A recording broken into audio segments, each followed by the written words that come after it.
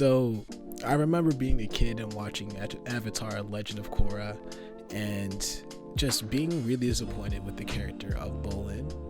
And the only really, as I thought about why I was disappointed with the character of Bolin, the only real reason that came to my mind was the fact that Bolin just didn't hit me the same way that Sokka hit me. I was trying to have Bolin become the new Sokka for me, and I wanted to relate to him and laugh at him and feel for him in the same way that I felt for Sokka. And it just didn't really work out. And Bolin grew on me in his own little way as the series went on, but I just remember that was a distinct moment of displeasure watching the show. But fast forward to last summer, and I realized that Legend of Korra is back on Netflix. I started watching it again, and I realized something, that maybe I was all wrong trying to make Bolin this new Sokka figure. And as I was watching the first episode, I just had this revelation. I was just thinking, man, Bolin was never supposed to be Sokka, because the true successor to the character that was Sokka was Tenzin. And hear me out. This is my little reasoning for that. When you look at the characters of Tenzin and Sokka, they have way more in common than Bolin and Sokka really ever did. Really, all they have in common is that they tell jokes. But the character arcs and the narratives that make up Sokka and Tenzin are way more relatable and really cross over in some really interesting ways. One thing that I noticed that the characters Sokka and Tenzin have in common is that they're trying to live up to this legacy and expectation left behind by their father. When we go to Avatar, you look at where Sokka was at the beginning. He is trying to be this man that the village needs him to be.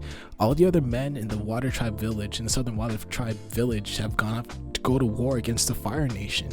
He's left behind. He's trying to train the other young boys to become warriors. He's trying to be the man of the house and be this provider, be this hunter, be this idea of what he thinks his father wants him to be, this man.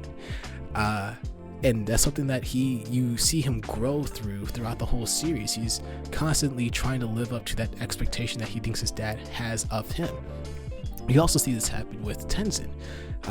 Clearly, Avatar Aang has passed away, which is why Korra exists, but you still see Tenzin feeling like he's living in his shadow. He is trying to preserve the culture and heritage of the air nomads. He's taken on the responsibility of being, the spiritual leader the way that Aang was a spiritual leader, and you see him struggling with living up to that expectation throughout the series as well. This is a very strong and deep narrative that they both go through. I think it's interesting that I think that's just really cool. They both kind of have daddy issues. I don't know. When we talk about that expectation, though, left behind by their fathers, it's interesting how their worldview on what it means to be a man or what it means to be a leader kind of gets subverted and switched up. We see this mainly happening with Sokka when he meets the Kyoshi warriors. We see our king get humbled by some queens, and he learns that there's more to being, being a man and a woman isn't as binary as he thinks. And throughout the rest of the series, he's kind of learning how to soften out, how women could be warriors as well, and he starts losing his misogynistic views on, gender roles. What a guy. We also see this kind of happen with Tenzin and his understanding of who he needs to be. He's not the spiritual teacher that Korra needs. It ends up being his daughter, and he still struggles with being this teacher. He still struggles with being the spiritual leader, not only for himself, but for the new air nomads that happen after the unlocking spiritually that happens in this third season or so. They both have this weird subversion to what they perceive to be their character arc. They think that to be a man or to be this, they need to look like that. And they, in a way, get their worlds shifted by someone kind of subverting their understanding of spiritual leader, or taking their job as a spiritual leader or warrior or whatever. So there's that. That's kind of cool. Something that's really interesting and really cool is that they're both kind of this straight, supportive, loyal character, but they're also the foil to the rest of the show. I think we forget how much of a stick in the mud sometimes Sokka is as a character. Um, at the beginning, Sokka did not like Aang and was very much against being around him. And if it wasn't for his loyalty to his family, to his sister, he would not be along for the journey. And that's something that he even admits in the Day of the Black Sun invasion, that he did not like Aang at first, but he kind of grew on him. But when you think about the comedy and the humor that plays around Sokka is kind of the butt of the joke a lot of the time. He's not necessarily making all the jokes, but he's kind of the guy that, you know, gets picked on. He's the one who gets slapped around. He's the guy who gets, you know, just picked on. That's kind of who he is.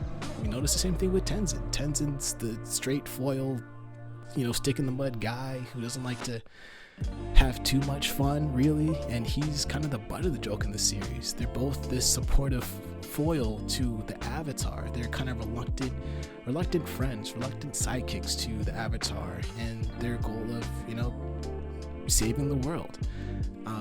Yeah, and those are just some of my thoughts. Let me know what you think. Yeah, thank you for listening. Sign off. I don't know.